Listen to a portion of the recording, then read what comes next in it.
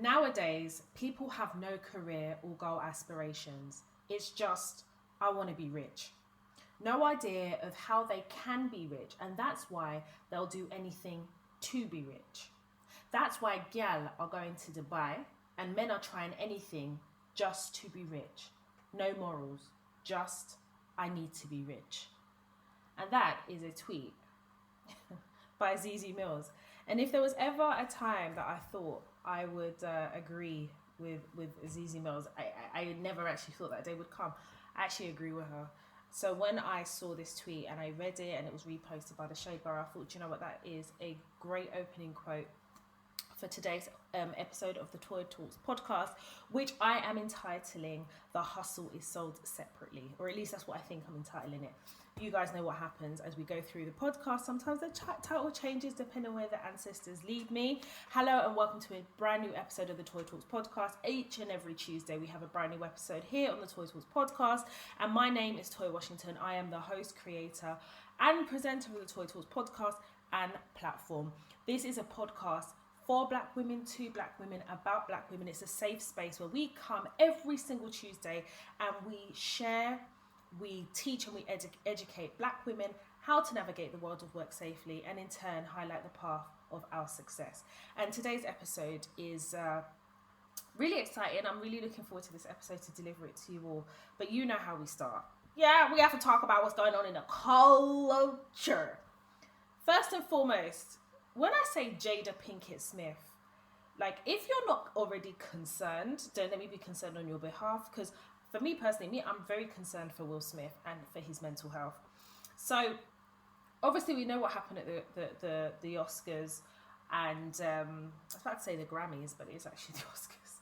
And Will Smith was literally, about to be awarded his first Oscar. Now, if anyone knows anything about Will Smith, you know where that man has come from he's come from the ground up, and he has put in the work. He's also a producer, he also makes films, and Will Smith is a household name. As a Black man in the culture, a lot of us grew up watching The Fresh Prince of Bel-Air, so he needs no introduction.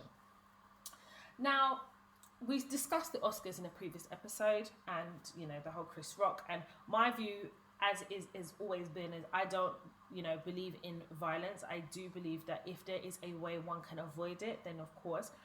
And I think that was not necessarily the time and the place for Will Smith to do what he did, albeit I understand where he was coming from, because it wasn't just the situation, it's all the stuff that happened before with the August Alsina, and all the negative comments about Will Smith and his manhood.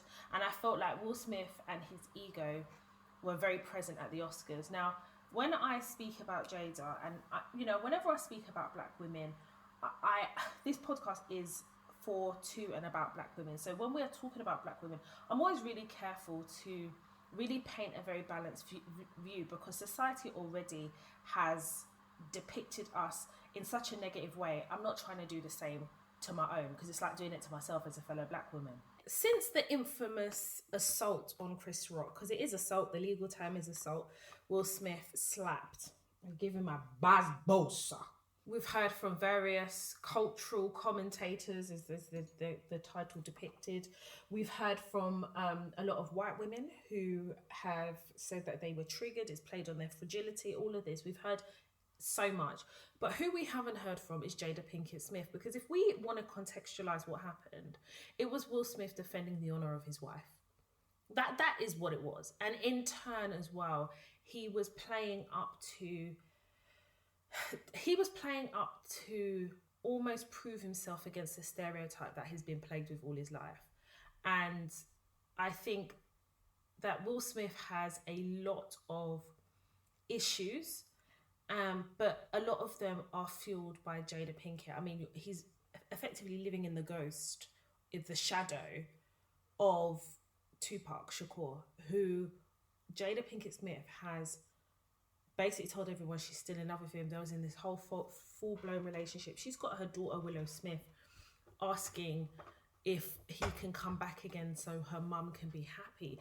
It's just a very weird and warped way of living, and I can't imagine the environment in which Will Smith is existing in, because I don't necessarily think he's living. I think he's just existing, and they're two different things, in the shadow of somebody. And he's spoken about it before, but I don't think he ever stopped living in Tupac's shadow, because I don't think Jada would allow him to.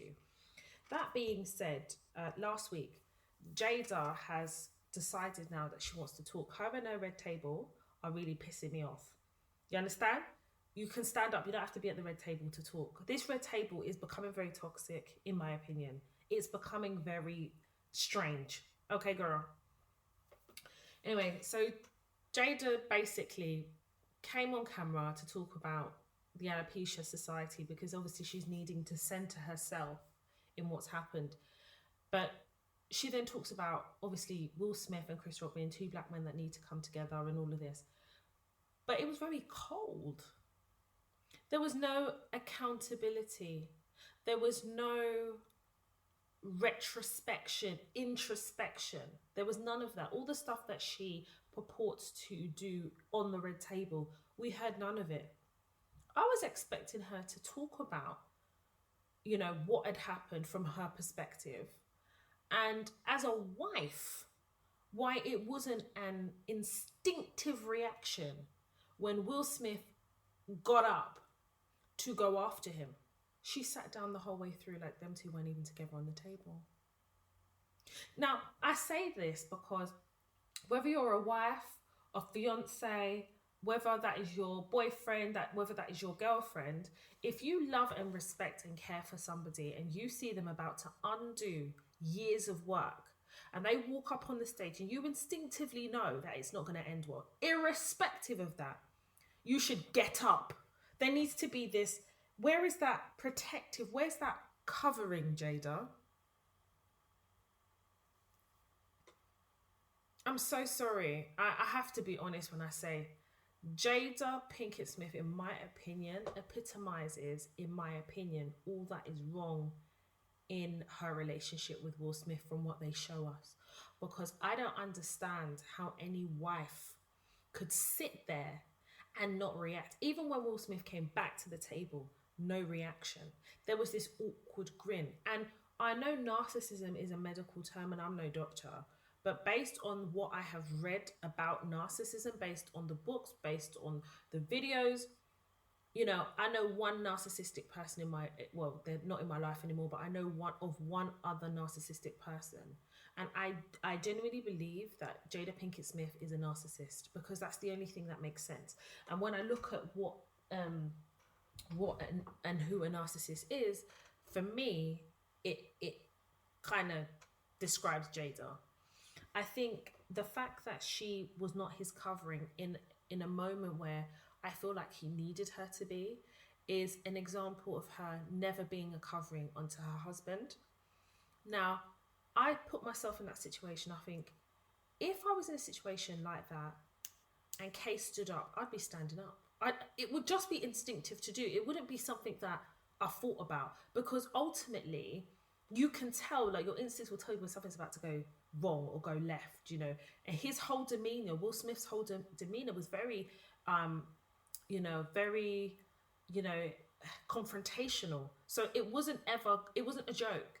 Jada knew it wasn't a joke. And at no point did she comfort Will. And I'm not saying that he was the injured party, but I'm just saying that there was no type of emotion from her that any of us could relate to, because it didn't exist. So this speech that she gave last week, it was like, I feel like she continues to center herself because of her red table. Take the red table away. You've just got this woman with a really bad turtleneck and really appalling attitude. And I don't know if it's a case that Jada has always been like this, but as her narcissism has evolved, we're seeing a more polarized view of her. But I genuinely feel sorry for Will Smith, because I don't think that his existence is intertwined with Jada in a way that he could never stand individually as an individual. And I feel like he made a decision that night and he will have to live with that decision. But equally, I think that what came out of that Oscar night wasn't just what had happened. I think it was Will Smith being confronted with the reality of his marriage, in that it's just it isn't a covering. It isn't what it's supposed to be, or what we're taught that a marriage is supposed to be. And it must be a very lonely place to be married but alone. That's Jada. Woo, Jada. Obviously we have had the, was it 3-day weekend, 2-day weekend, whatever you want to call it. The UK have celebrated their Queen's Jubilee, and I will always, I've always been very vocal about my feelings and my thoughts, and I genuinely believe that a lot of people were using the Jubilee to, further push and promote microaggressions that are rested on the bedrock of racism. In my local area, it was just a bit much. You know what, I'm going to say this, and as controversial as it sounds, I just tend to think, all right, it's your Union Jack, it's your flag, okay, we get it. But it felt like these people who are devout microaggressionists, I don't know if that's a word, went into their lofts, pulled out every flag, every Union Jack they could find, and plastered it all over the walls, plastered it all over their doors, plastered it all over their windows. And it was a deliberate attempt to tell people who are non-quote unquote British that we are celebrating being British. It's got nothing to do with being British. It's your Queen, who is how many hundreds of years that she's celebrating, and the stolen artifacts in her crown. That's what she was celebrating. Me personally, I was not celebrating the Queen's Jubilee because I do not recognise the Queen as my Queen. She ain't my Queen. Okay. She your Queen. She ain't mine. For me, I was just very grateful to have an extended break. I'm a very tired individual. And it gave me an opportunity to step back as well and go through like social media and see how many people are playing up to these microaggressions, because I had quite a few people on my timeline who I follow that were playing up to those microaggressions, and I just unfollowed them because I don't actually have the time. You all understand how microaggressions and macroaggressions work, and it is that unsaid thing. Now, if I put my flag, my Nigerian flag, all over my door, all over my car, all over my window, these are all my things. But know it now that a white person will say that they feel attacked. A non-black person will say, oh, this is not Nigeria, this is England. Well, we know where it is, but I should be entitled to put up any flag I want. The same way a non-black person would interpret that action of Nigerian flag everywhere as being a form of communication to assert something, is the same thing I see the Union Jack in the way that they were using it to weaponize microaggressions on the bedrock of racism. That's how I look at it. Now, I have nothing against the Queen. At the end of the day, I was born and raised in this country. My parents made that decision. But what I found quite stomach turning is every time I look at the Queen's jewels, and when you actually do the research about where these jewels are from, there's still not an admission from the monarchy about the British Empire's hand and participation in slavery. There's still not actually been the words said, the full acknowledgement of the role of the British Empire. And until that happens, white people are going to continue to do what they do best, and they're just going to bury their heads. And whilst as black people, we recognise that, number one, well, for me, I can't speak for all black people, I speak for myself. This is not my country. I know it's not my country. I'm told all the time it's not my country. Priti Patel has made it very clear that, so insofar as you are a child of a first, second, third, fourth generation immigrant, whatever the case is, you have another country to go back to. So in as much as society and the government are pushing forward that narrative, I can never really feel fully comfortable here in Britain. I'll be honest, I just don't feel that way. I feel like I have a British passport, but do I have a British passport? Even the land in the UK, if you actually know your history, the land isn't actually yours. You may own a house, but the land in which that house is built is not actually yours. Yeah, you own the freehold, but dig deeper and do the research. That land is not actually yours. And this is why the government have certain powers to do certain things. This is why Priti Patel and her government can do certain things. And I feel like I'm not going to sit here and say, you know, we all need to be looking about going back home, because everybody has their different motivations for being in the UK. Everyone has different plans. It's not like going back home is, you know, a bed of roses. Back home has their own issues. But what I will say is you have to open your mind to being able to invest internationally. You know, that's what Kay and I have done. We've invested internationally because we recognize as well that we don't know what we define as retirement. We don't know. And, you know, we're really young. We shouldn't really be talking about these things, or so society tells us, but we do, because I feel like you don't wait till retirement to plan retirement. You start thinking about what retirement means to you. And for some people, you know, it even came up on my Instagram live. I'm not a retiring type. I'm always going to be doing something. So far as my brain is active and I'm able to use it, and so far as I have passion in my heart, and insofar as I have a purpose, I'm always going to be doing something that, number one, benefits my community, but also speaks life into my purpose. So I say all of this to say that the Jubilee was very interesting in the way it was also being communicated over the media. So, for example, William and Kate, you know, they've got, I think, 3 children, and the youngest is Louis. And, you know, he's a 4-year-old. He's a 4 or 5-year-old. I think he's 4. And obviously on the balcony, you know, they're celebrating the Queen's Jubilee. And he's acting like a 4-year-old, but a very challenging 4-year-old. He was misbehaving in a way that I wouldn't recognise, you know, any child in my family could ever behave in public. It just wouldn't happen. And actually his behaviour was actually quite concerning. He was just so naughty.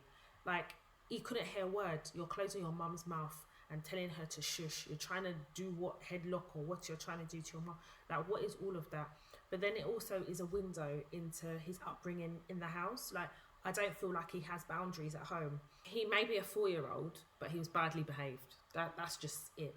You know, I've got little cousins, and they wouldn't even dream. It wouldn't even factor into their thought process to behave like that in public or at home. You know, kids test their boundaries at home so they know what they can do outside. But the way it was in the tabloids is, oh, cute Louis, or mischievous Louis, or all of this.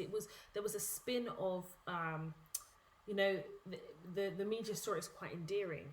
If that was ever Harry and Meghan's children that was behaving like that, they will acken it until the black side of them. They will start telling us all that the mum, Meghan Markle, is from Compton. You know, they'll start telling you all the things that would explain, in their opinion, through racist narrative, as the reason why them kids are behaving like that. The tabloids, in my opinion, are just rooted in racism. That's as far as I'm concerned. And that's why I want no parts. They're racist. Absolutely racist. Meghan Markle was dressed like a queen, and she glided into the Church of St. Paul's like a queen. If you saw the faces of these people, some of these people, it was like they were chewing wasps and stones at the same time. And what I loved about Meghan is she was so graceful. She was so graceful. Do you know why? Because she got what she wants. She got her husband, she's got her kids, and she's got America. And she's out of here. She ain't got time for nobody. So you can say what the hell you want to do. And you know what? She's not even allowing the tabloids to have access to her children. And more than anything, they're frothing at the mouth to have access so they have something to say. You don't see her kids, therefore you haven't got nothing to say about her children. And I love the way Harry has protected his family, and he has been unapologetic about how he has done it, because he recognizes that the media, which includes Piers Morgan, are rooted in bullying, are rooted in trying to tear down this woman. And Meghan Markle, I strongly believe that Meghan Markle is, she's a very willful, very strong woman, but at the end of the day, she's told us about where her vulnerability sits in her mental health, and how the media and the tabloids of the UK have really compromised her mental health. Piers Morgan continues to do that. He does not care. And that to me is so dangerous. But instead of society to condemn his behavior, they're giving him new TV shows, they're giving him broadcasting licenses, they're doing all these things. And you have to sit back and think, if Meghan was a white woman, would they treat her like that? No, they wouldn't, because they don't treat Kate like that. You know? So for me, I feel like the Jubilee just reaffirmed a lot of things. I feel like, you know, I just can't. I think the bit that makes me ill and sick to my stomach is where they want to celebrate the Jubilee, but they don't want to actually dig deep into the history of the Jubilee and the jewels of the Jubilee, the jewels of the crown. Where have they come from? Where have they come from? They've come from Africa. Why they won't admit the role of the British Empire in slavery is because they don't want to take responsibility. And this is the problem with this country. The lack of responsibility that this country takes for certain things that it has done in its history is the reason why it will never see peace. It will never see peace. If it's not COVID, it's monkeypox. And we need to get into why they're even calling it monkeypox. And I love what Kenya did. Kenyan government was like, no, we're not doing any of this. When you're talking about monkeypox, you've got black people as the front for monkeypox. We're going to put some white people. And we now know what white people look like with monkeypox. Yes, because monkeypox doesn't discriminate in race. It appears in any race. Do you understand? So we need to see what it looks like. Every time COVID, we think COVID, we've got the Nigerian variant. We've got this variant. There's no British variant. What the bullshit is this? And you know what? The UK has the fastest growing numbers of confirmed monkeypox cases, but they don't want to tell you that. They don't want to tell you that. Now, they'll tell you that the Kent variant of monkeypox. They'll tell you the Surrey variant of monkeypox. The Southend and Brighton variant of monkeypox. Anything that is away from the fact that the UK also has issues. They don't want to be doing that. They don't want to tell you. And this is why I say racism is entrenched into the fabric of the very society in which we live. And this is why it spills into the world of work. It spills into life. It spills into every aspect of our life. So when a white person, and I say white person because it's mainly white people that say it, non-black people, I don't hear it as much, but I hear it more in white people. When white people say, it's not always about race. Well, it shouldn't always be about race, but it is about race because white people, the monarchy, the government, the tabloids, they make it about race. So we are reminded each and every day, each and every minute of our existence that we are black and we do not belong here because this is your country. Even though this country, the economy and everything it sits on was built on the back of slaves who were black. So if we're going to talk about who owns what, why don't we start by settling? Why don't we start by settling in terms of reparations? And that before we start settling with reparations, we need to have some accountability. Not the attempted lackluster approach of Jada Pinkett Smith accountability. I'm talking about accountability and admitting the truth. And the way we do that is by being honest about the British Empire's role in slavery. And I want to take it country by country. Yeah, we have to go to it. And then we have to go to the stolen artifacts, the jewels, the gems of Africa. We need to return them. The UK need to understand something. The only way to release yourself from the bondage is to set free the things that you've pillaged and stolen. That's what that is. Otherwise, the UK will always be in a chokehold of history. You need to start admitting the truth. And what you tend to see is, because this society is built on the bedrock of racism and discrimination, it's not only seeps into every part of our life, but you see it then play out in certain scenarios where sometimes we as black people are questioning, is it really race? And we know it really is. You step outside and you'll see a billboard about a particular makeup brand and you'll see all white people. They're basically telling you, this brand that we've come out with, this new product, it's not for you black people. Do you understand what I'm saying? Or when you get into your car and someone's looking at you like you're stealing the car because they don't believe that you as a black person could possibly own that car. That's rooted in racism. The idea that if it's anything good or great or this amazing car can't possibly belong to a black person. Why? Because your ideologies are rooted in racism. And that, as black people, is part of our existence. And we are told to accept. No, I'm not accepting it. I'm going to talk. I'm going to say my piece. I'll give you an example. My local Sainsbury's, you know, I went there and it's a massive car park, and I always park around the same place because I always forget where I park my car, and I don't have time to go in the app and find where I've parked my car. I can't be bothered. So there was one day I was coming back to my car. I had my trolley and I had a pair of shorts on, and I had a really like oversized jumper. And as I was going towards my car, there's a car maybe 4 parking bays away, and there's this woman, and I think she's probably the grandmother. The way I was looking at it anyway, she looked like the grandmother, and she's just staring at me, and she's staring at my legs, and she's staring at me. And as I walk towards my car, this is her, to one of them, ooh, staring at me, and she turns to me, ooh, as I walk towards my car. So I turned to her, I said, are you alright? And she says, yeah. It's those microaggressions. She's looking at me and looking at me in my shorts, and she's thinking, why am I wearing shorts? Well, it's hot, darling. I need my fanny to breathe. Set the fanny free. Okay? I'm going towards my car, and she's seen me approach my car, and she's thinking, oh, that's where that came from. It was her innate thing in her head that came out in her mouth.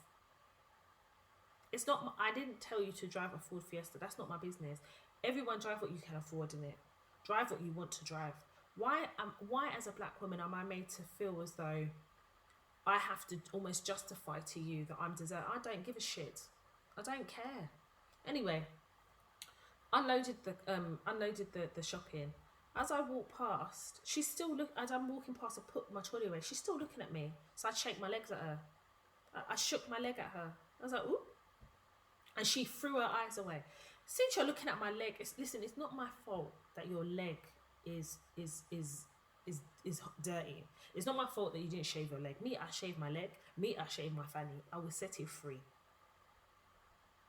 But it's almost, I don't know, I think before in my younger years, it would have made me really uncomfortable because I so badly just wanted to assimilate, because I just didn't want to, you know, I didn't want to have to feel like I didn't belong. And then I realised I'm never going to belong, and that was okay. And I don't want to belong, because if you're telling me that I don't belong, all right, cool.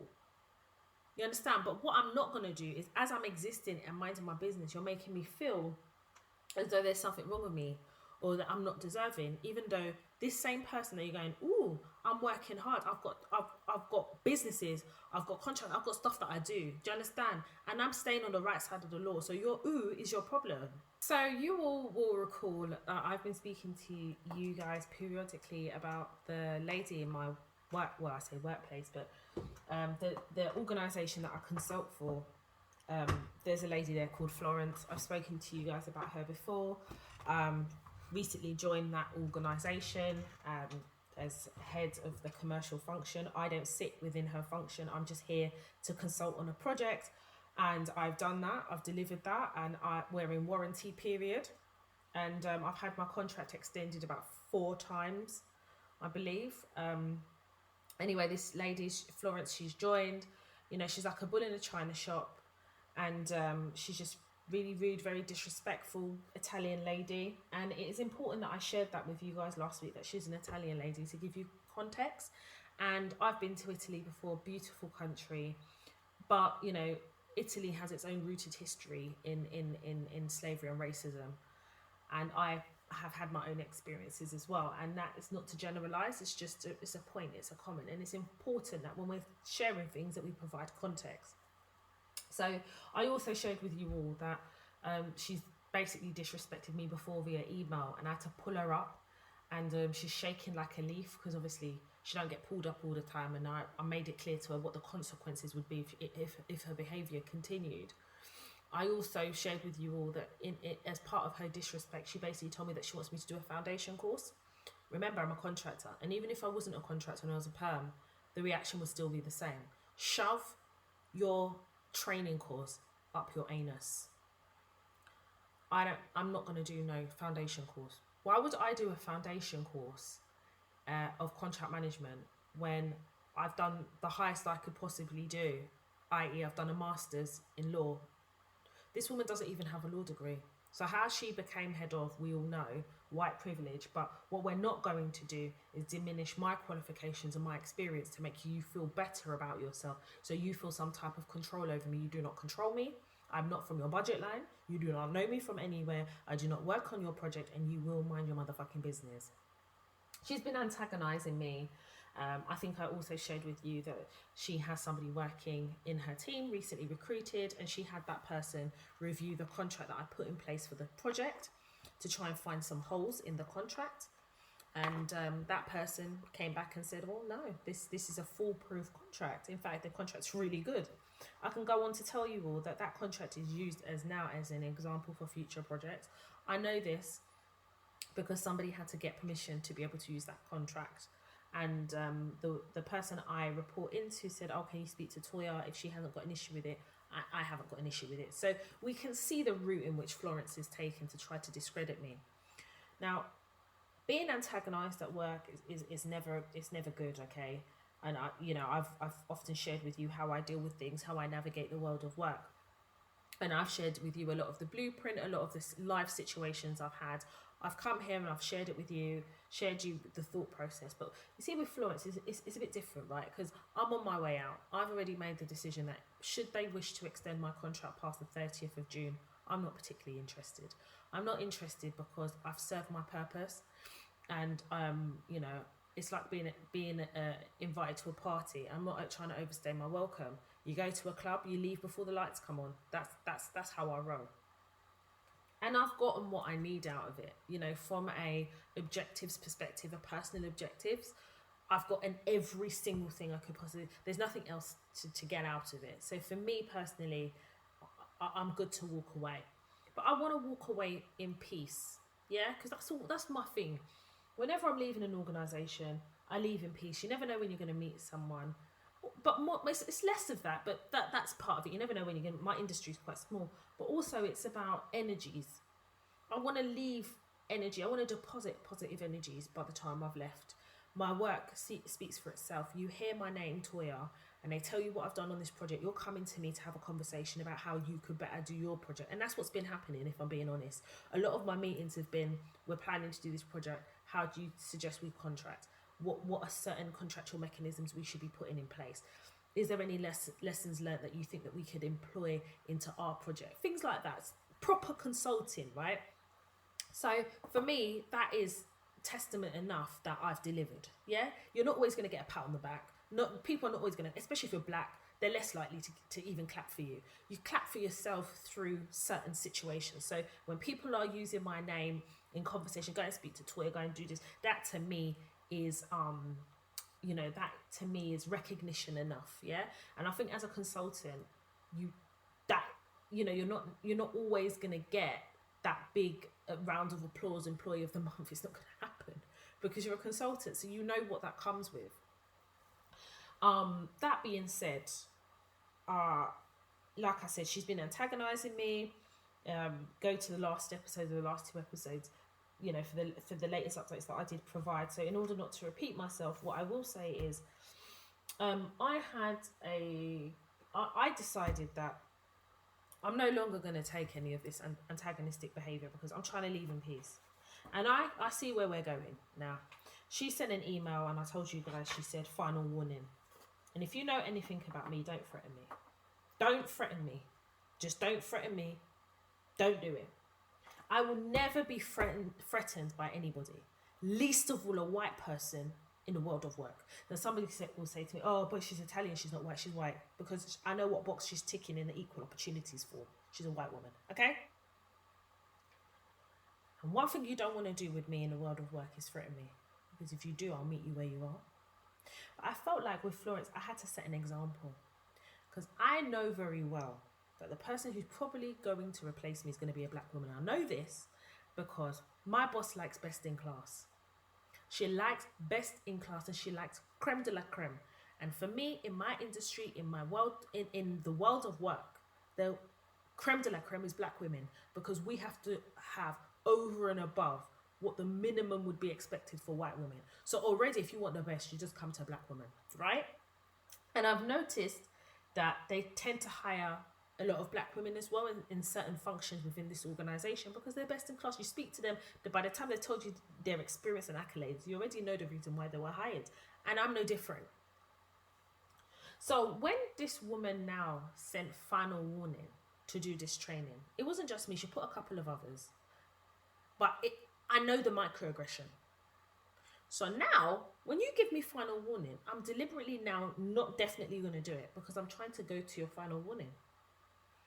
So that, in addition to everything else, I have my burn folder. Be it a perm, temporary contractor, you better have your burn folder. The same way you'll have your feedback folder. And it operates in the same way. So I had a conversation with HR. Now, before I had that conversation with HR, I had an informal conversation with somebody else within HR. And it was a black man. And we're going to call him Peter. Now, Peter is the person that when I was being interviewed to consult for this organization, he was on the panel. And every renewal, he manages the renewal. He'll manage the negotiation, everything. So he knows me quite well. He says it all the time. He goes, whenever he speaks to me, Toya, about her business. That's how he will open a conversation with me, Toya, about her business. Because he knows, and I don't relent. You want me to stay, you're going to pay the money. I don't care. You'll find a budget code and a budget line for me, because you need me more than I need you. And so he's familiar with me. He's familiar with what I do. And, he's handled now four extensions. So he gets it, right? So I had an informal chat with him about what was happening with Florence and everything. And he was very, very honest with me. And he said, Toya, not only are you not the only person, but we've got a few people off with mental health issues. 2. One of them is probably going to take long-term sick.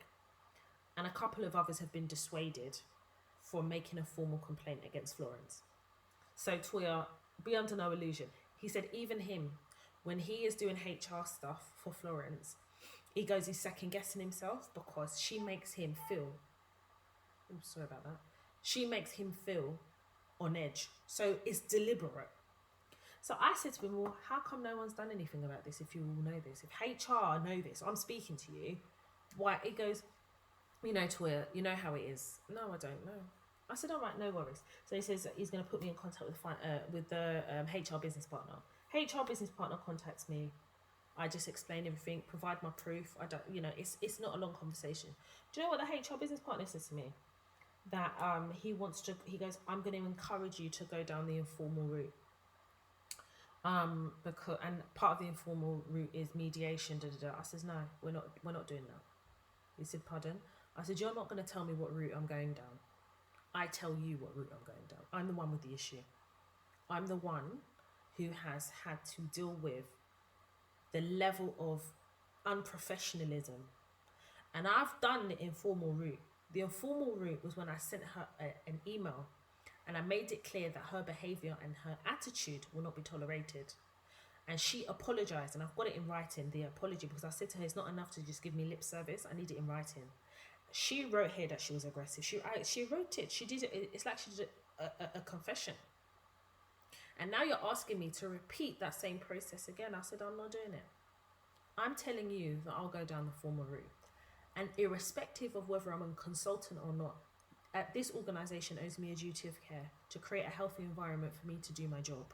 And if you don't create a healthy environment to do my job, then you failed in your duty of care. He went quiet. He said, oh, well, I'm going to have to speak to, so basically the woman I report into, I was about to say her name there, and we're going to call her Mercy. So he was like, oh, I'm going to have to speak to Mercy. I was like, right, cool. I don't care who he speaks to. So Mercy was on holiday for 5 days. Didn't hear anything. Then obviously I sent a follow-up email to HR confirming the conversation, the actions from that conversation, and also what remedy I'm seeking. And what I'm seeking is a full acknowledgement and apology for her behaviour. And I would like a complaint to be lodged on her record. Because I know the person that replaces me is going to be in that same position. So if I lodge my own on the record, and maybe that person who replaces me has the same experience and maybe makes a formal complaint, at least now we have a pattern of logged behaviour on someone's record, innit? Yeah. You want to play with me, Florence? I'm going to play with you. You want to make my work environment uncomfortable, I will make your work environment uncomfortable. But the difference between me and you is I don't act out of emotion. You do. You keep poking at me. You keep trying to rattle me, and it's not going to happen. You're not going to get to do it. But what will happen is you'll play your hand, and when you play your hand like you did 2 weeks ago, I'm going to deal with you. You sent me a final warning to do a course. Are you all right? Is everything okay back home? Even in the meeting with HR, I said to them, why would she send this final warning? Who's given her the authority to do that? I said, human resources and the person I report to give final warning. So who is she giving final warning? What final warning in what capacity? He said, oh, that he had to do the course as well, that there's some courses that have just been mandated. I said, mandated by who? He said, the executive leadership. I said, executive, who sits on the executive leadership? He gave me the name. I said, so because it's been mandated, I should just do it without question. He said, yes. I said, who does things without question? I said, not even Boris Johnson does things without question. Why should I? No, you need to give me a justifiable reason. I said, listen, I'm looking at the contract that I have with you guys, the consulting contract. There's been no mention of this foundation course. No mention. I've delivered a whole project worth £10 million. No one mentioned anything about a course. So now I'm at the end of delivering this. You're now telling me I need to do the course. To satisfy who? What leadership team? I said, I want to see the mandate. I want to see it. I want to see it, and I want to see it signed. And I want to see the justification for it. Anyway. So a week passed. He spoke to the person I report to. So last week now, the person I report to, she asked me if I'm available, that she's spoken to HR. HR has spoken to her, so she wants to speak to me. I said, no problem. So she came on the line. You know, they do their small talk. Oh my God, I like your glasses. These are the same glasses I've had for over 2 years. The year I've been here, I've had the same glasses. You're now realizing that you like the glasses. No problem. All the better to see you with, Abby. No problem. So then she says to me, oh, I spoke to HR and they shared with me your concerns and that you would like to make a formal complaint, even though you are a consultant. Remember, she said, even though. That means that I have no basis because I'm a consultant. I don't have right, Abby. No problem. Then what is it that I need her to do so that we can smooth this out? I said to her, this is not rock, paper, scissors. I said, there's no smoothing it out. I said, I don't take nicely to being threatened, and I have it on good authority that Florence periodically tries to terrorize members of staff. Yeah? Her behavior has been appalling. I know people are on mental health break because of her. I said, but me, I cannot be a mental health break. Because before my mental health breaks, Florence's mental health must break first. I said it then. I said, how dare she send me a final warning? Who is she? I said, so now I'm even more not going to do that course because I want to know the consequence of the final warning. I'm interested. I said, because let me tell you something. If I was a perm member of staff, if I was perm, not only would we be on the same road, but it would be a lot worse. But as a consultant and as a human being, this organization owes me a duty of care to facilitate a working environment that is healthy and conducive to the delivery of work. And since that hasn't been done, I have every right to make a formal complaint because I've gone through the civil route with you guys. And she was warned. You warned her. You had conversation with her. I have emails from her apologizing and taking responsibility. I even have a confession of her behavior. And now she still finds the time and the impetus to what? Send me a final warning. I said, is she a debt collector? Because the last time I got a final warning was a debt collector several years ago. I said, I'm a grown professional. You don't talk to me like that. So what will happen is I'm going to make a formal complaint, and then that formal complaint will be lodged on her record. and they will find for me because I've got all the evidence. I don't have to talk. And then I'm going to call upon the people who have been forced out of a job. I said, yeah, Martin was forced out of the job because of her. I have his resignation. Because what you guys don't know is the person that was, one guy that was reporting into her, when he resigned, he BCC'd me in the email. I don't know why he did that, but at the time I didn't know why, but I knew why, because I think he could see that Florence was starting to piss me off. He could see little things, little digs that she will have in meetings. I'll just be ignoring her. So he did it as in case you need it. And funny enough, when the guy had BCC'd me, and unfortunately I had COVID in December, so he had already left. I didn't even get an opportunity to talk to him. See how God works. God will use people as angels, and there will be agents in the workplace working for you. Look at that. So she didn't know what to say. The woman I report to, she didn't know what to say again. So then I said to her, and I'm going to put you on notice of something. I said, my contract comes to an end in June, end of June, and I have no desire to renew. So please don't ask to renew. And even though I'm not renewing, I'm still going to be making this complaint. And because I would have raised it, you still have to follow it through, even after I've left here. Even as a consultant, as you put it. Even as a consultant, you said, right? So she said, well, Tia, I was even going to talk to you. We don't have budget to renew you anyway, so I'm not going to be renewing you anyway. I said, well, it's a win-win then. I said, well, it's a win-win, isn't it? Okay, no problem. Anyway, I'll wait to hear from HR. She said, okay, no problem. Put the phone down. In my head, I thought, dickhead. Yeah, I want to leave in peace. You guys don't want me to leave in peace. You want me to be uncomfortable. You want to force me to do... Listen, I don't have issue with a foundation course. We all start from a foundation. But I don't need to do it. That's the point. I do not need to do it. It's just an opportunity for a white person to show me who they believe the boss is, which is them. I'm not fucking doing it. I'm not. Some people will say, oh, but Toy, wouldn't it be easy just to do the course? It would be, but I don't need to because I have a law degree. I went to law school. I did my LPC. Yeah? I did my core modules at the College of Law. My non-core modules at London Metropolitan. You understand? I got a master's in law. Hello? Is anyone home? I have a level 4 diploma in SIPS. What am I doing a foundation course for, please? You're talking to a woman that has almost 8 years experience in the industry. What am I doing your fucking foundation course for? What? You know why? Because she wants to take me where I started. That's what that stupid cow wants to do. She wants to take me where I started, even though God has elevated me from the floor. You're telling me I should go back to the bin and take the crumbs? No, I'm not going to go to the bin. What you are going to do, though, is lift the bin bag out of the bin and take it outside. You're not going to do that to me. You're not going to reduce me from where God has elevated me from. You're not going to do it. Because you know what it is?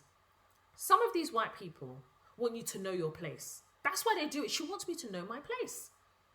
Because it is doing her jagamontis to ever realize in her mind that this black woman is a consultant in this position, getting paid a day rate, and I earn more than her. She knows it. How dare she? I'm going to reduce her down here. I'm going to get her to do the foundation course so she knows who the boss is. You ain't the boss of me, bitch. Are you okay? Is everything okay back home? I'm the boss of me. You ain't the boss of me. I'm the boss of me. My limited company says, Toya, director. My career. I am the architect of my career, not you. You, queens, are the architect of your career. So no one can come and tell you where to sit down. I'm sitting down on my throne, my chair, in my own house, and you're coming to terrorize me as I'm trying to work through my contract. Are you all right? And you see the problem with them and the violence. You think they've learned the lesson, and every so often they test the boundaries. Then I'm going to light your blood clot because it's not going to happen with me. It's not going to happen with me. So now you know what's happened. When I put the phone down, my boss put the phone down, I put the phone down. Within 5 minutes, my boss called me back. Toya, I just wanted to I just wanted to just quickly say, I didn't mean what I said when I said we don't have budget for you. Of course, we have signed budget for you for future works past June. But what I'm saying is we haven't allocated that budget. So, of course, I'm going to need you. So I will reach out to you. Even if you've left, you can still come back.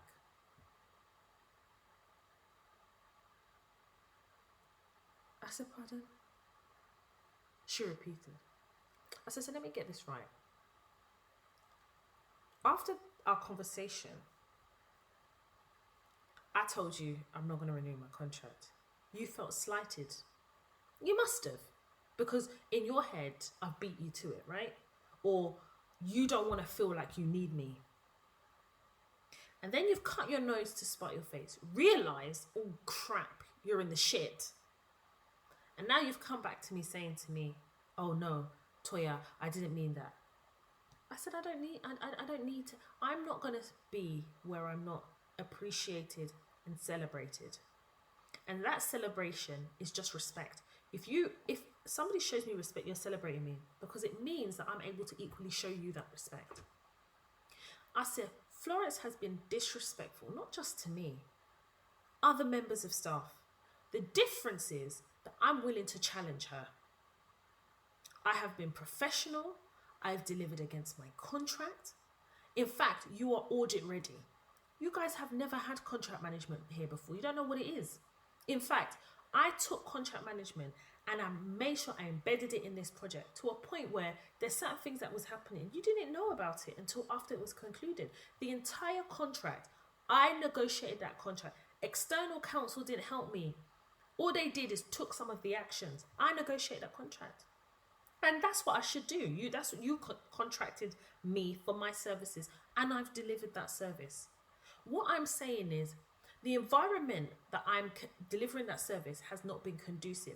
And rather than you to be honest, because it's not the first time you've heard it from me, rather than you be honest and acknowledge what I'm saying, you're gaslighting me into thinking that it's not that bad, that it needs to be informal. I know you and HR had that conversation. He probably said to you, try and convince me.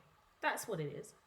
And then because I've made a stand and I've decided that past the 30th of June, I'm not renewing, you then decided to attack me on the call, to put me back in my place.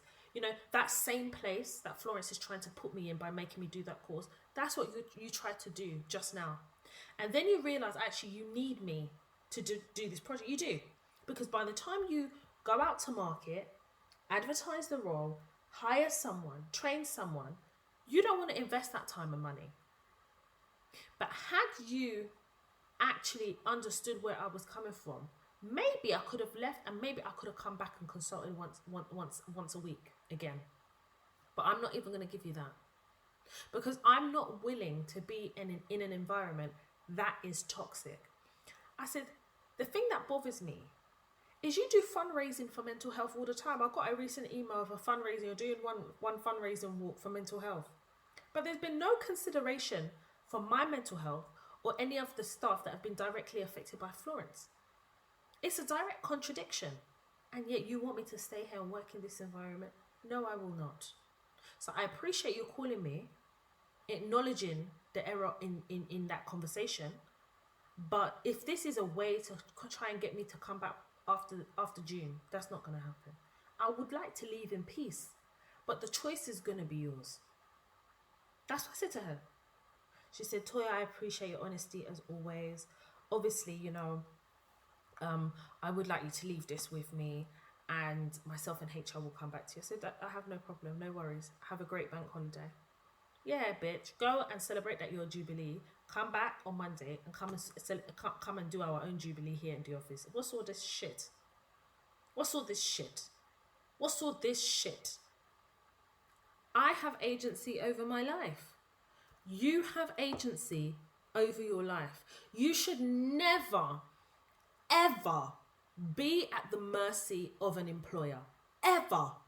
Whether you are a perm, whether you're part-time, full-time, temporary, consultant, contractor, whatever, you should always have agency over your life. You should never allow any organisation to have any power over you. Any. And this is why when I come on this podcast and I share these things, I give you my blueprint. I tell you all the time, you should always be interviewing. Always. Always. If you start a job today and you're in your probation, you should still be interviewing until you pass your probation. Let me help you to understand. Can I get a word in?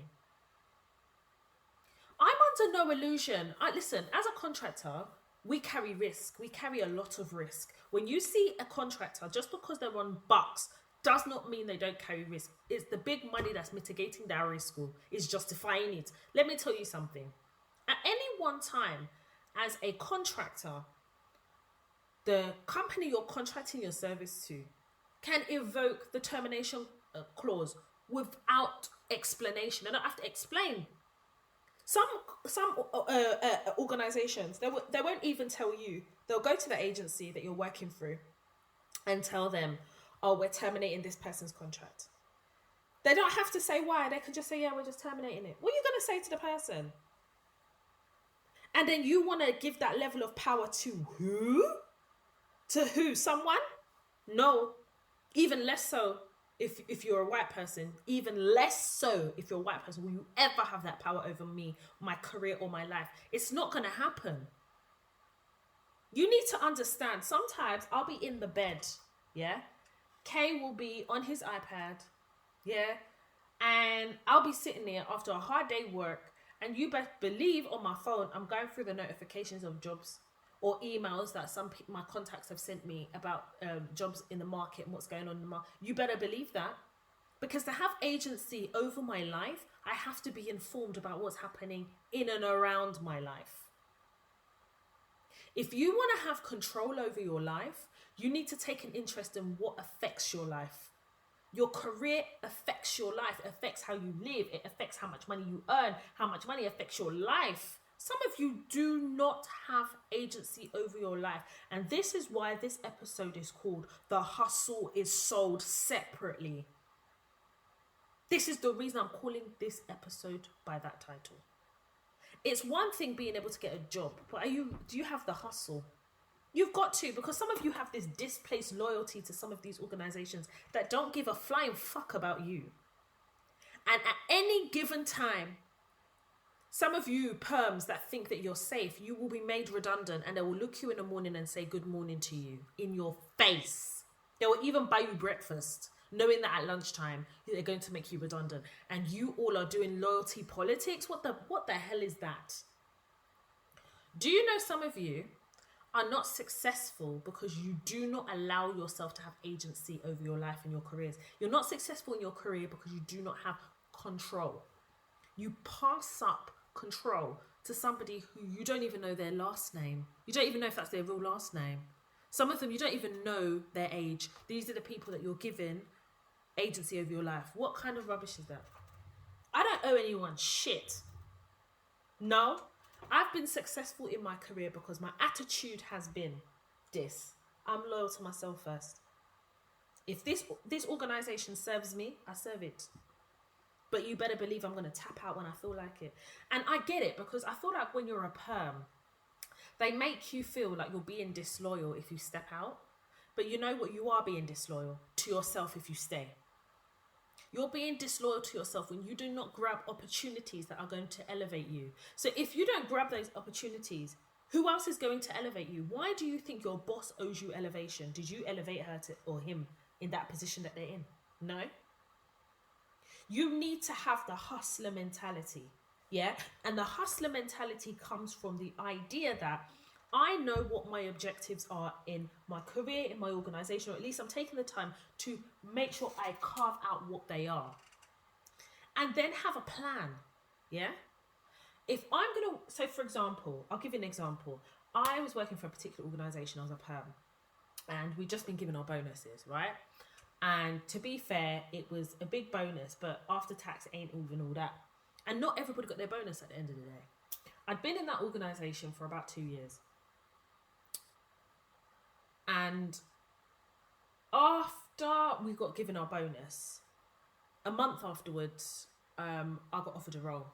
So I handed in my resignation.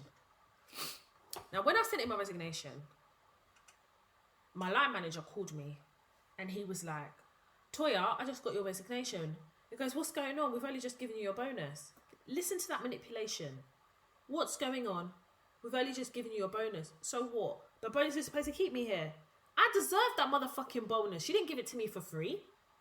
I had to justify why I was even deserving of that bonus. I had to give you my feedback folder. I had to give you the evidence of my past work to justify giving me that bonus. You didn't just give it to me because you thought I was a good worker and you remembered all the great things I've done. I had to even work hard for the bonus on top of the work I actually do. So I don't owe you shit. So when he said that to me, I said, yeah, I just ignored the point about the bonus because that's the manipulation to keep you there. No. Let me tell you something. You may get a loan from a bank, right? You apply for a loan at Halifax. I don't feel obligated to bank with Halifax. I'm a fucking bank with NatWest. Do you get what I'm trying to say? Halifax, listen, you served me, you served the purpose. I got my loan. Great. But I don't need to open a current account with you. I don't have to open a savings account. I don't owe you that shit. All I owe you is the money back that I owe you, plus the interest that I've signed up to. That's it. All you owe an organisation is when you sign a contract to deliver in your role to the best of your ability and to show up. That is it. You don't owe them your life. So some of you that are in organisations gone 10 years, that is your life that you're giving them. What did you get in return? A 2% pay increase. Is that what it was? That's so cheap. So is that how much you cheapen your worth? To 2%? No. The hustle's sold separately, darling. You have your objectives. You achieve them. You move on. Listen, I'm one of them people, yeah? I could be working for Shell. I'll apply for a job at BP. Or Esso. You heard me. You heard me. I don't owe you shit. I work my ass off in my career. I work my ass off because I genuinely love what I do.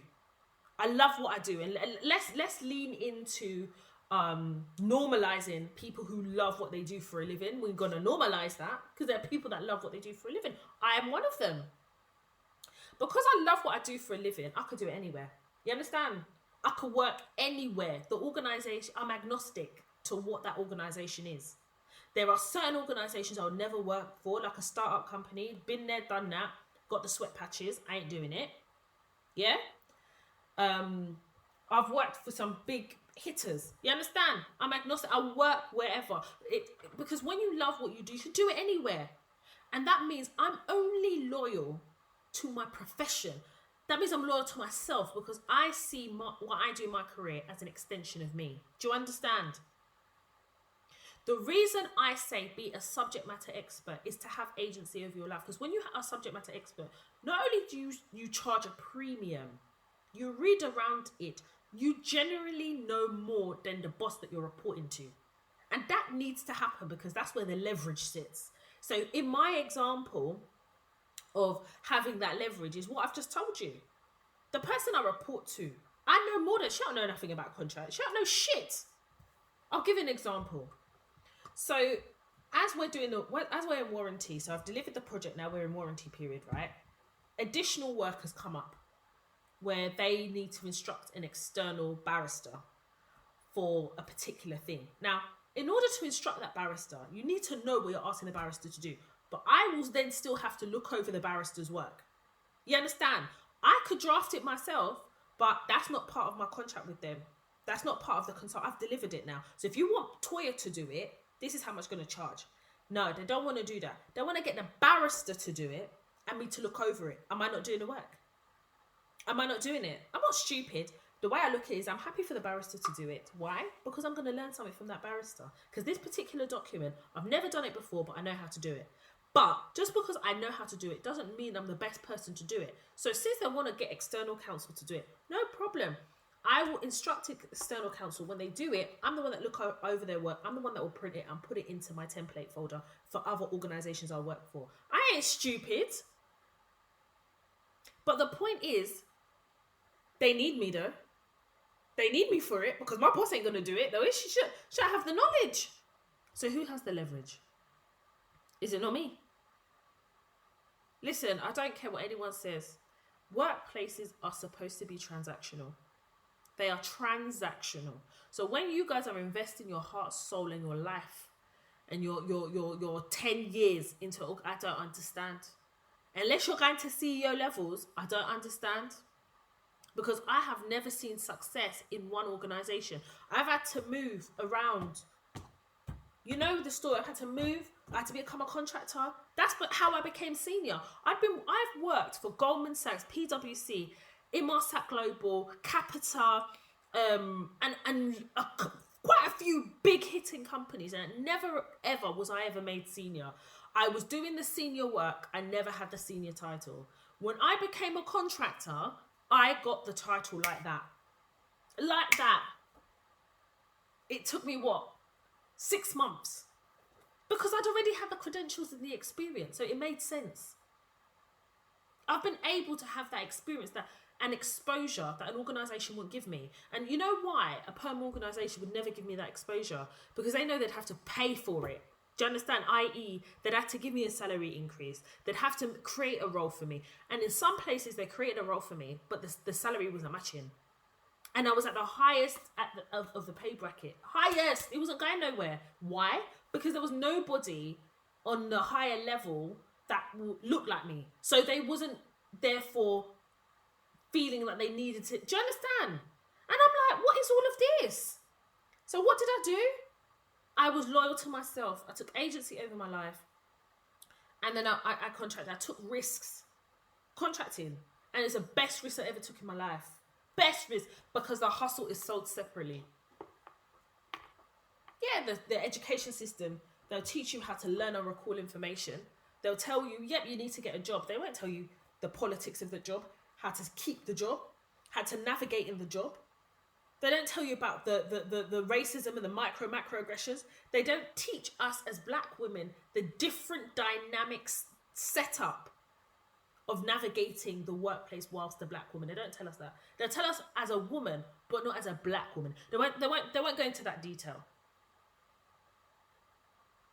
And then as you're going through it, you're now dealing with trauma. And every time you go into a workplace, you're unpacking new trauma. And then what? You're loyal to who? Anyone other than yourself? That's mad. No, I need to earn as much money as possible because I need to start working through all the trauma that I've picked up along my career road. Yes, you heard me. If you are not ready to do the hustle, then you need to step back and allow people to be doing it. Not now that people are elevating and excelling, you're asking, what is it that they have that I don't have? You can't say that shit. That's bullshit. I've never been in a situation where I've looked at someone and said, what do they have that I don't have? I've got it more. It's just my journey is different. And it leads me to something else. Recently, I get a lot of DMs anyway. Just on average, I get quite a lot of DMs. And a lot of interaction, and I'm very grateful for it because it lets you also know that you're on the right track. It's important to know how you're touching people with the platform. For me, I find it very inspiring. It inspires and motivates me to continue. So there's nothing that I talk about in my career, in my life, that I haven't shared on the podcast. I may give you another viewpoint, or something may happen differently, and I'll tell you. You know, I'm quite open in that regard because I'm not trying to hide the blueprint. I'm trying to share it as much as possible to get you all to share it so we can all benefit and start normalizing seeing ourselves in these senior director, CEO positions. That's where I want to see us. So someone messaged me and they were like, Toya, this is so amazing. I think I posted my car or something. Yeah, your girl's moving with an SUV. I worked hard for that shit. And she said, I need to tap into your anointing. I thought, fuck off. Fuck off. The hustle is sold separately. You can't tap into my anointing because you didn't do the hustle, sis. Do your own hustle. Why is it that you want to tap into somebody's own anointing? Why didn't you tap into the person's struggle? Why? You didn't want to do that. It's when the person is reaping what they sow, you want to tap in. Tap out. You've tapped out in Jesus' name. Amen. Tap the fuck out. You can't tap into someone else's anointing because you didn't do someone else's hustle. You didn't do the struggle. You didn't do the tears. You didn't do the cold sweats. You didn't do the headache. You didn't do the burn folder. You didn't do the feedback folder. You cannot tap into my anointing because it's mine. Tap into your own anointing because everybody has an anointing. What is anointing? Purpose. You can't tap into my purpose, sis, because you and I don't have the same purpose. When God born us, God gave us purpose. It's up to you to walk through that wilderness. Walk through it to discover your purpose. And when you find that purpose, you nurture it, you hold onto it, and you continue to water it. You cannot tap into someone else's purpose. You cannot tap into someone else's anointing. You have to have agency over your life to tap into your own destiny. Can I get an amen? I receive it, because you got to receive that. Stop looking onto other people for what is yours and know what is yours. Work hard for it. Make the sacrifice and go and reap it. That's how it works. That's how I don't have two heads. I don't have two heads. You're talking to somebody who is dyslexic. I shared today on the Instagram. Do you know what my biggest challenge is as part of my dyslexia as I'm growing up, as I'm getting older? It's my concentration. Because there's so much going on in my life, in my career. It takes me a long time to settle. Because my dyslexia is as such that unless I'm fully like calm and fully, you know, I don't know how to explain it. Unless I am the Libra thing, have that balance of everything that's happening and have a plan, I can't settle down. I've got businesses that I have to run. I told you guys last week we're doing a migration on the website. We're migrating the storefront, the back end. It's a lot of work.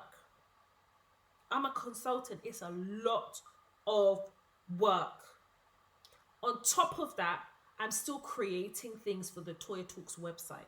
If you know what's coming to that website, you will know that when I tell you that I'm pouring into my community, you know it's not, I'm not doing it talking shop.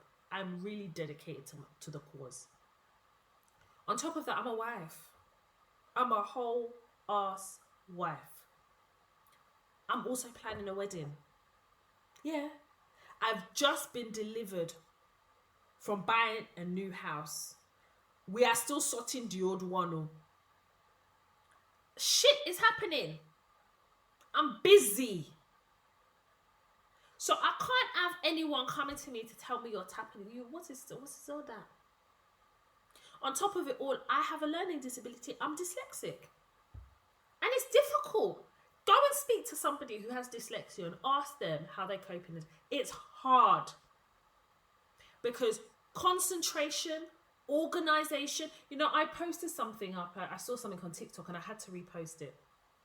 And this guy was talking about 5 traits of a dyslexic person. And obviously there's more than 5, but he spoke to me, literally. Because I don't feel like I have to say every damn thing. People who are dyslexic find it a bit, not difficult, but what I say is they have to pause to think about their right from their left. When I'm going out somewhere, I always build in buffer time for being late because I'm going to take a wrong turn. Because sometimes when I'm driving, the sat-nav will say left, I'll go right. It say right, I'll go left. And I've always been like that. Always. Even when I was doing my test, I was like that. You know, me and Kay were going somewhere. Kay was driving his car. And I says, yeah, Kay, because at the left, you take the left. And he says, oh, you mean the right? I was like, yeah, I mean the right. My dyslexia. Do you know how much effort it takes for me to concentrate on something? It takes a lot. I've had to train myself. And as I'm getting older, I'm taking on more and more responsibility. It's becoming more and more of a challenge. Yeah? How I see the world and how I process things as a dyslexic person is very different. Very, very different. And then on top of that, as you get older, you start to develop other things. So for example, and I'm going to be really honest, I'm going to be assessed for adult ADHD. I have to, because I'm displaying a lot of the symptoms. And it may not be an ADHD, it may be an exacerbation of my dyslexia, but these are the things I'm having to test for. And I'm still showing up for you guys every Tuesday for the podcast. So if you're not going to take the advice and the blueprint, then now well for you. There's nothing else I could do. Because you have a lot more than what I had. And remember, as I'm showing up in the world of work, I'm not just showing up as a woman. I'm showing up as a black woman with a learning disability. A lot of us are not just women. We're black women. That in itself has its own experience.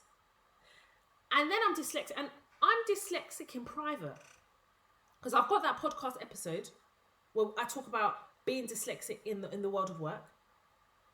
I've got that episode. I'll tell you guys what I do, how I manage it. Do you think I'll go and tell these white people that I've got dyslexia? You must be mad. You must be absolutely crazy. I don't. I shared on Instagram, one of my friends, she's got dyslexia, and she was saying to me that how, when she goes to an organisation, they do an assessment for her, she gets a special computer, special keyboard, and all of this and all of this. And I says, yeah.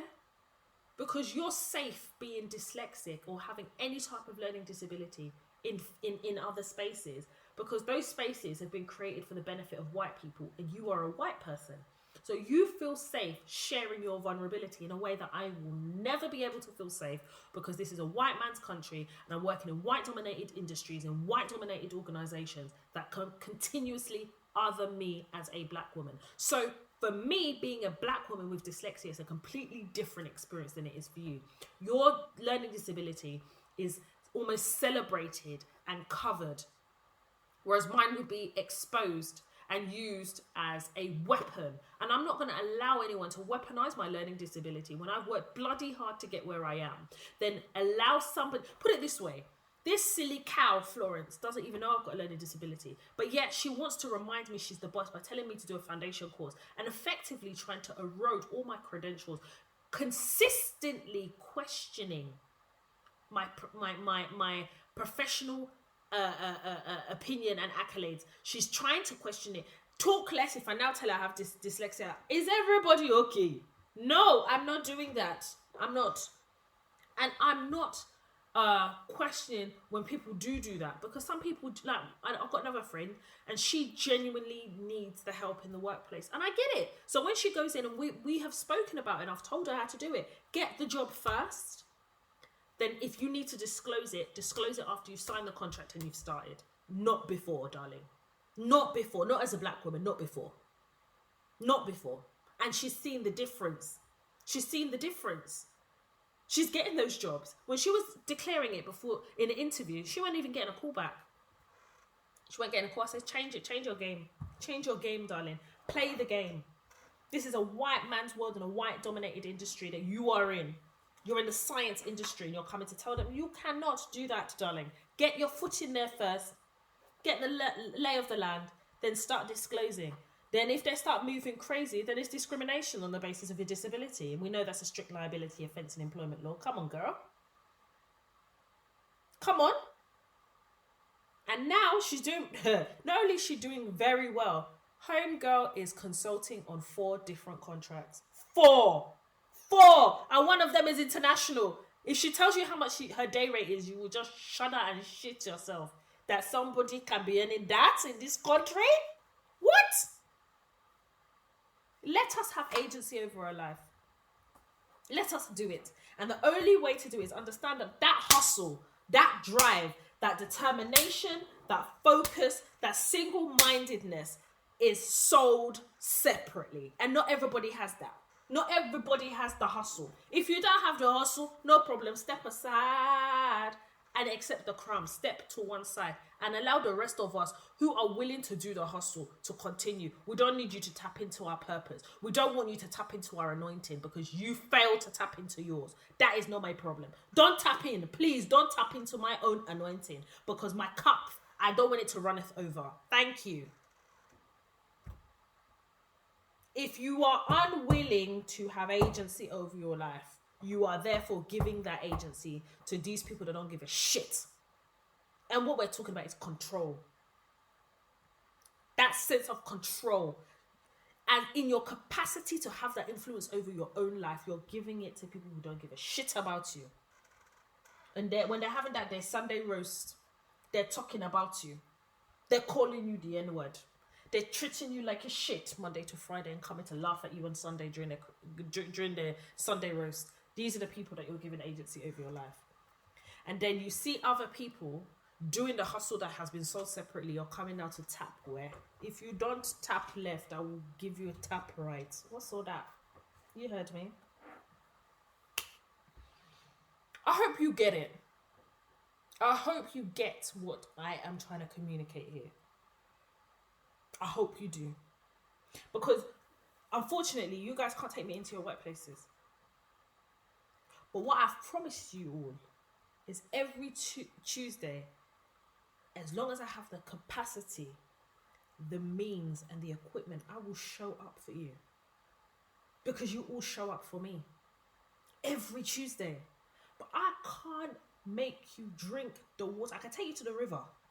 I can show you the fountain, but I can't make you drink. I'm giving you my blueprint. On top of it, I'm still learning and giving you more. If you don't want to take that, I can't do anything about that. I give you master classes, the blueprint. How I give you the blueprint and some of you are still messaging me. Oh my God, I've been going to 6 interviews. I've been applied for 6 or 7 jobs this week. I haven't got one interview. So nobody has told you to look at your CV. You're sending me don't send me your CV. One girl sent me a CV. I said, excuse me, this is not CV class. Go and get the CV masterclass and choose yourself. Choose yourself. When she went to go and get that masterclass, if you see the email that she sent me, you will know that this person really eyes is open. That reminds me, I've even got one other email to read to you guys.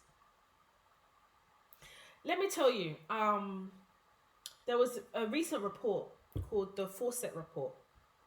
And this Fawcett Report basically looked at women of colour in the workplace and their experiences. And I hate that word. You know, say women of colour. It's that melting pot of BAME that I have a problem with. I have a problem with the title of this report. I have a massive problem. Because I can't tell you the experience of women of colour. I don't know their experience because I'm not a woman. I'm a black woman. My experience is different from an Asian woman's experience because she taps into her proximity. And there is a proximity that she has to white people. And I'll tell you where that proximity sits. A white person would rather choose this Asian lady over me. That's a period. We know that. Let's not be shy here. Let's not be shy. Okay? We know that when it's choice-based, black women are chosen last. We know this. We know this. And this is why we have to be over and above average to get our foot in the door. Over and above average on any credentials. When you want the best, you have to come to us because you pick us last, but you pick the best. And we are the best. So when you're coming to tell me about this report about women of colour, for me personally, you need to do a separate report for black women because that's who I advocate for. You go there. Anyway, this report said 75% of women of colour have experienced racism in the workplace across the UK. Really? Just 75%. Who are they talking to, please? Okay. So that's 75% experienced racism in the workplace and 27% suffered racial slurs. How many of us have suffered with racial slurs? It's more than that 25%. I need to know the pool of people they're talking to. The report was actually entitled Broken Ladders. I'm actually going to go and find the report and read it extensively. That's what I'm going to do. And then come back here and then we're going to deep dive into that report. And it basically looked at structural racism, the experience of black women of colour in the workplace, and how racism plays a fundamental role in the experience of black women in the workplace. Well, we know all of this. My question is, okay, so what do you do with the report? So what happens? What happens? It's just a report. How much of an influence does it have over the government and how they enforce certain things in the workplace. Okay, the 75% women of colour experience racism in the workplace. Then we should now do a canvas of how much they earn on average, and then compare that to our male counterparts. And I will tell you that racism and the lack of pay in comparison to a white counterpart, it works hand in hand, because it's not just the racism that is experienced, it is the financial abuse as well that black women face in the world of work in comparison to our white counterparts. A white man can go into a role and be a manager with no experience. He's barely sat his GCSEs. He'll tell you when the time it was to take GCSEs, he was in the pub drinking pints, but he will have a senior job. A black woman comes into that organisation, maybe to replace that person on a senior job. They'll offer her less money than they've offered him, knowing full well how much they offered him. So if you want to talk about structural racism, we need to look at that structure from a financial economic aspect. We have to, because it plays a part.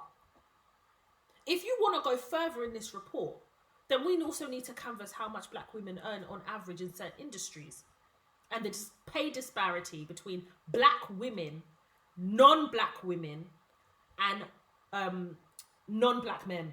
We need to do that, because if we're talking about progression, if we're really talking about progress, then we need to start looking at those things and then start making certain things mandatory for organisations. It's not enough for them to tell us about their Equal Opportunities Charter. What we also need to see is the pay disparities in race form. Because if you're going to talk about racism, then we need to talk about the different aspects that racism magnifies itself, and it does financially, economically. And then we need to start looking on average, we're talking about structural racism and women of colour having experienced racism, but we also need to understand what industries is it more prevalent in and why. But they don't want to get to that level of granular detail. They've done the report now, so for them it's like, right, we've done it. But what happens with that report in terms of influence? How are we going to use that report to enforce change in organisations? What are we going to do? Because some organisations, they'll book me Black History Month, and that's their their contribution to fighting racism. But we're talking about a progressive change. That's what we're looking for. I shouldn't have to be a contractor to know that I can earn much more than my white male counterpart. I shouldn't have to do that. I should be able to be a perm and earn the money that I deserve due to the experience that I bring to the table. We understand that because racism is intrinsic to the fabric of this society. Before we start looking at racism from a workplace perspective, we need to look at it from a social perspective, then social economically, then we need to look at organizations. And in order to break it down, you need to start telling organizations to start providing reports of certain things, because that is the only way you're going to stamp out and eradicate racism in the workplace. But it also starts outside of the workplace. I had a meeting with an organisation the other day because they want to commission me to do some work. And I said to them, they were having a conversation. I said, listen, it's been safer being a black woman working from home, but even that hasn't been safe. But it's been safer than working in an office. And the man looked shocked. He looked shocked. He says, well, the word safe, that's quite a provocative word. I says, I know, but I'm a black woman, so I can tell you the difference between feeling safe and unsafe. I says, you see my hair? I never had braids in the world of work. Because if I'm to change my hair, I'm in front of the white gaze. I'm having to explain my hair. And every so often, I'm having to whack and bat away a white hand because they think that they have the right to touch my hair, in the same way they feel they have the right to interrogate my hair and its origins. It's exhausting.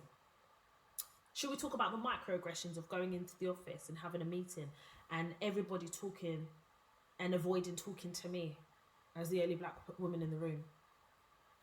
But if Sean Paul comes on, or Will Smith,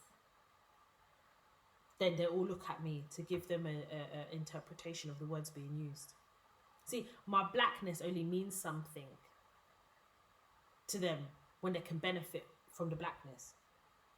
But in the world of work, where we can all benefit from each other's experience, I'm reminded that I'm too black, or for them, my blackness is not wanted.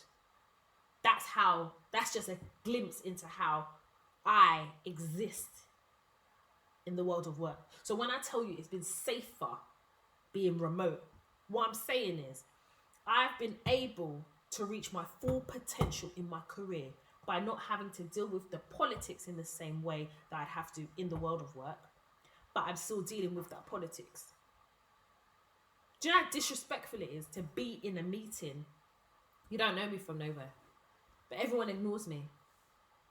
Every single, I says, that invisible treatment has, as a black woman, tells me that you do not want to see me. So then I have to force myself to be seen. How can you force yourself to be seen? You see me.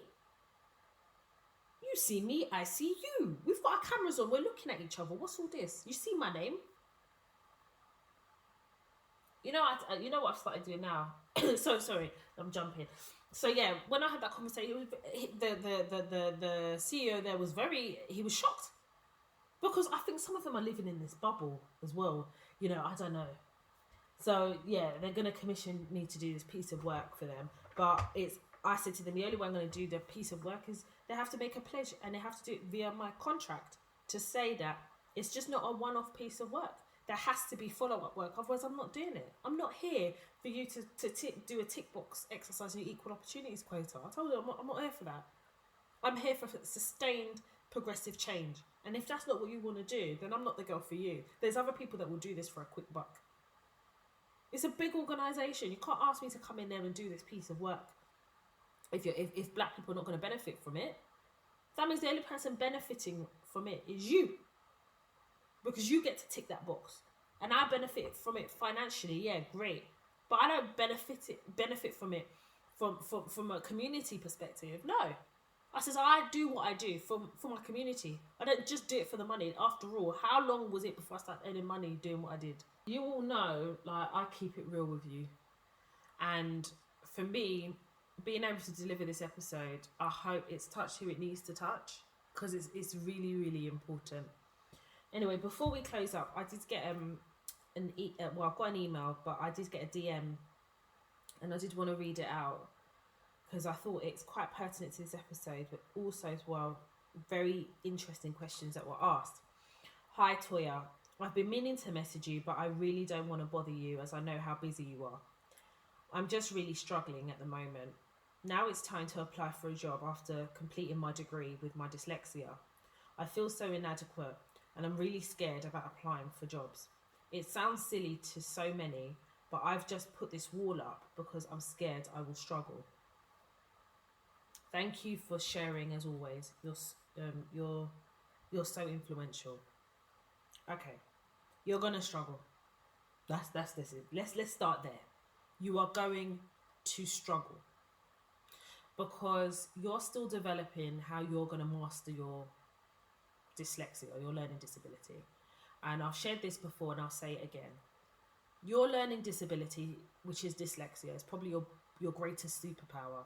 And it's your greatest superpower because you get to master it and understand how you learn and how you effectively are able to do your job, your work, or be able to operate in your career.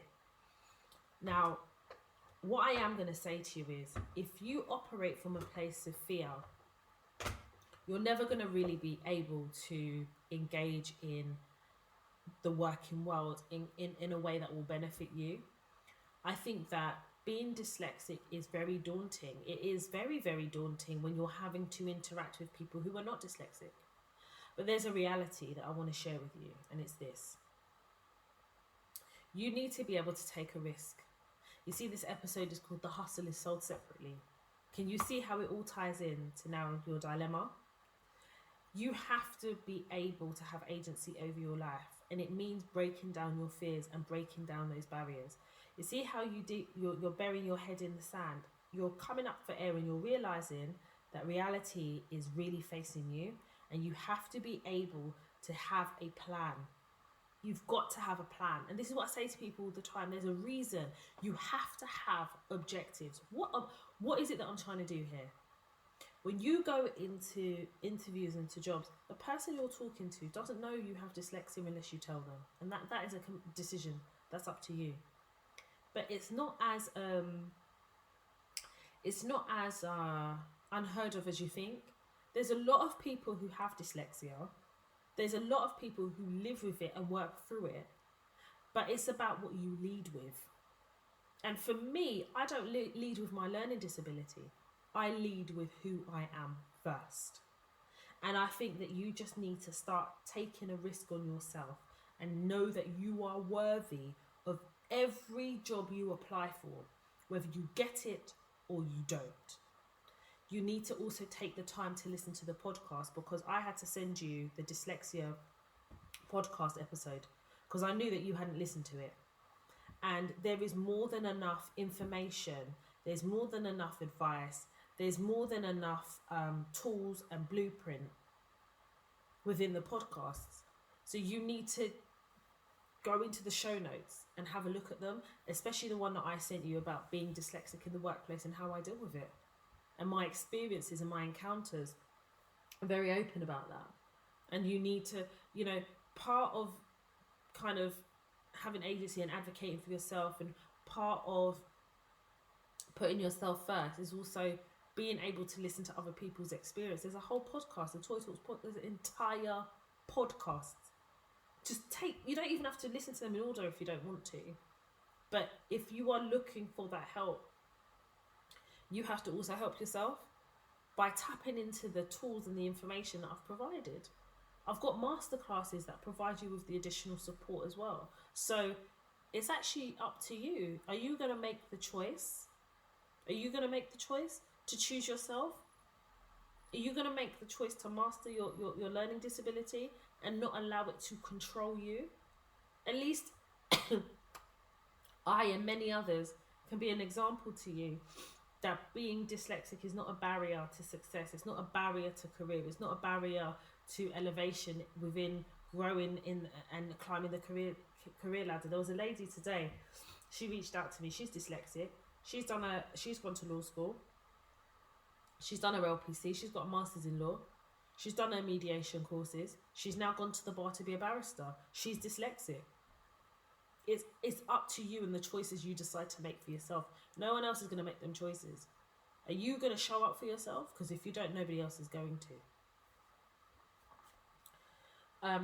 I'll move on to another email that I got.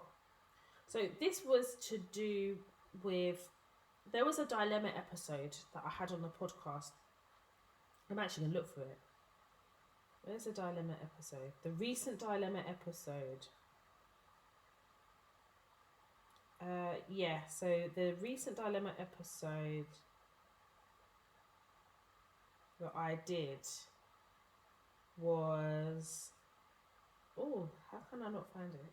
Sorry. How can I not find it? Okay.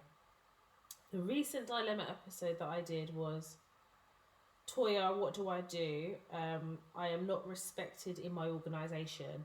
My manager does not introduce me, and I do not have the respect of my colleagues. I think it was that one. Yeah, it was that episode. There was a dilemma.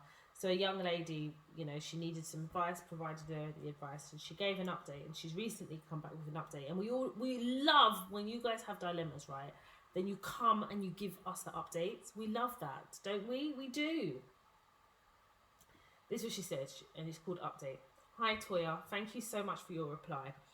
I had the meeting and it was amicable and went smoothly. I got a new role in the housing sector, earning £10,000 more than I'm currently on. Interviewed this morning and got the role a couple of hours later. I decided to be passive in the initial meeting I had in my current role last week because I knew I would be leaving, and now I am. Thank you so much for all your help and advice. I bought your interview masterclass and took notes. I also took notes from the feedback you gave me when you read out my dilemma. They said I interviewed really well and came across very strong. I used a lot of your tips and I felt confident when I left. Thank you again, Toya. You have done a lot for me. Have a blessed bank holiday. She's choosing to step into her anointing. This queen did what needed to be done. All I did was encourage something that already existed. But this is what happens when you use the tools that are being created for you. She went to go and get that interview masterclass. You think it's a coincidence that she interviewed in the morning? A few hours later, they offered her the job. Yeah, that's what happens. When you master interviewing, that's what happens. You even get the job. Do you know how many times I've got a job on the spot? I'll give you the blueprint. Why? Because if God has blessed me with being able to do certain things, why wouldn't I share it with others? She got the masterclass. Look at, you know what the crazy thing is? She paid for the masterclass. Now she got a job that's paying her 10 times more than her current role. That new job is even paying for the masterclass, Abby. Look at the logic. You've got to choose yourself. That hustle is sold separately. You've got to choose yourself. She hustled. She's hustling. She came with the dilemma. I gave her the advice. I told her, this is how you manage this situation. She listened. I shared it on the podcast. She listened to it. Go and listen to the episode. Gotta have a plan, have objectives. Keep going to those interviews. If you don't keep going to interviews, if you don't know what's happening in your market, you make yourself vulnerable. When you make yourself vulnerable, these people are going to exploit you. Nobody wants to go to the job centre. Nobody wants to knock on the door of the job centre because this country is making it even harder now to be able to sign on. People who are legitimately trying to sign on, unemployed, they can't get a job. They're making it harder now. Capping universal credit, making it harder, the threshold harder. You've got to choose yourself. Some of you don't want to choose yourself, but you want to question those that choose themselves and start questioning, who are you to question? Why don't you face your front, drink water and relax and start figuring out how you're going to navigate through. Start having a plan for yourself, pick yourself, choose yourself. Right. I'm going to leave it there. And I'm just going to thank each and every one of you for joining me this episode, as you do every other episode. I will encourage, if this is your first time listening to the podcast, please go ahead and listen to all the other podcast episodes. Go and look at the show notes. And you don't necessarily have to listen in order, but I would encourage you to go and listen, go and take your notepad and pen, or even if it's while you're working, go and listen to the podcast. I share not only my work experiences, but my blueprints, all the things that have made me successful. I sit here before you as a successful Black woman. I know what I define as my success, and I'm willing, and I have done, is bring all of that to the podcast each and every Tuesday so that you all can benefit. We are successful in our own right if we choose to step into our anointing. Even if you're a successful Black woman, there's still things that we can add and learn to our repertoire, our portfolio of knowledge. And I'm, put my hands up, I'm always learning, I'm always growing. And more than anything, I love my career. I love what I do. And I know that it's a gift to be able to, because before you love what you do, you have to know what your purpose is. And we have an episode called Walking in the Wilderness. Go ahead and have a listen to it. We have the dilemma episodes within the podcast as well, where people are comfortable to come onto the podcast and share the dilemmas. And I will encourage you, if you've got a work-related dilemma, a life dilemma, email hello@toytalks.com. And your anonymity will be protected, and we'll share it here on the podcast, and I'll give you my advice. If you are interested in understanding or knowing further about Toya Talks, go on the website, toyatalks.com. I also have my personal Instagram page, Toya_Washington.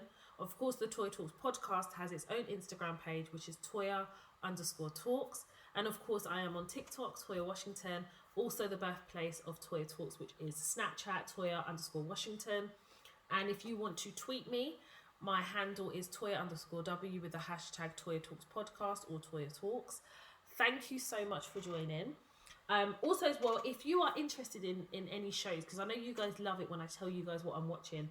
I'm currently watching The Real Housewives of Dubai. I will be doing an episode on that as well. Obviously, I'm watching The Real Housewives of Lagos. I'm also watching Silent Witness on BBC iPlayer, The Lincoln Lawyer on Netflix as well, and I love Bling Empire as well on Netflix. So those are the programs I'm watching. I know you guys love that. You're always asking me, make sure you share what you're watching so we can all watch it with you. Anyway, I'm going to leave it there. I will see you again next week, Tuesday, for a brand new episode of the Toy Talks podcast. Thank you so much for listening. Thank you for joining. Make sure you share the podcast if there's somebody you know that's struggling in the world of work, maybe needs a bit of encouragement, maybe needs to, feel like there's a safe space in which they are able to listen and grow. If you know that even this episode is something that's poignant to somebody, then share it. This is the only way that we're going to be able to have community, is by sharing. My name is Toy Washington, and you have been listening to the Toy Talks podcast.